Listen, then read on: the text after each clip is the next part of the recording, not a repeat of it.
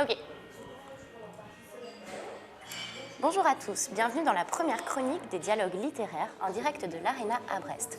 Aujourd'hui, plein phare sur le palmarès du Festival d'Angoulême, rendez-vous obligé des passionnés de BD. Dans cette sélection, 3 albums primés. Ahama de Frédéric Peters qui a reçu le prix de la critique, Quai d'Orsay de Laure 5 et Blin qui a reçu le Fauve d'Or, et le dernier, Tu mourras moins bête de Marion Montaigne qui a eu le prix du public. Le sous-titre de cet album c'est Tu mourras moins bête mais tu mourras quand même. Le ton est donné pour cette BD à la fois drôle et instructive.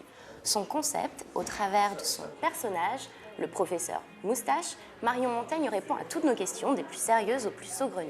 Son objectif est de vulgariser la science, de la rendre accessible à tous, et cela non sans humour.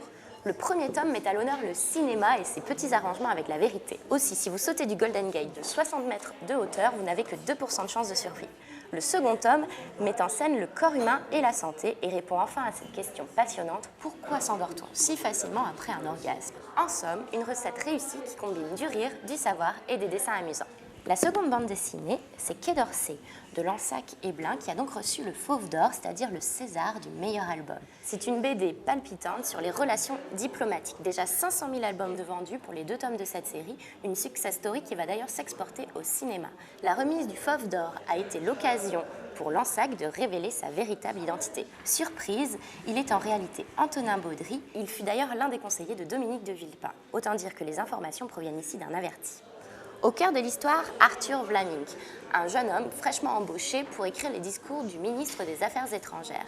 C'est la crise du Lousdem, un pays imaginaire qui détiendrait des armes de destruction massive. Les États-Unis veulent lui déclarer la guerre et convoquent alors les Nations Unies. Seulement, la France s'y oppose et c'est le moment pour le ministre de prononcer un discours historique. Angoisse et coups fourrés, stress et recherche du pouvoir, bienvenue dans les coulisses d'un monde dont on ignore tout, mais que l'on découvre avec curiosité. La troisième bande dessinée se nomme Ahama de Frédéric Peters. Elle a donc eu le prix de la série. On compare aujourd'hui Frédéric Peters à Moebius, un compliment qui en ferait rougir plus d'un. Voici l'histoire de Verloc Nîmes, un homme à la vie décousue, en marge d'une société où règne la technologie. Il rencontre au hasard d'une ruelle sombre son frère, qui lui propose de l'accompagner en mission sur une planète presque inhabitée du nom de Onadji. Et leur mission est alors de retrouver une substance nommée Ahama. Dans cette fresque, des questionnements surgissent. Et en effet, en science-fiction, on n'est jamais loin des interrogations philosophiques. Qu'est-ce que l'humanité? Jusqu'où peut-on aller avec le vivant? Déjà 2 tomes sont parus de cette série et beaucoup crient au chef-d'œuvre. À lire d'urgence donc. Voici pour la sélection de ce mois-ci. Je vous retrouve le mois prochain pour de nouvelles trouvailles.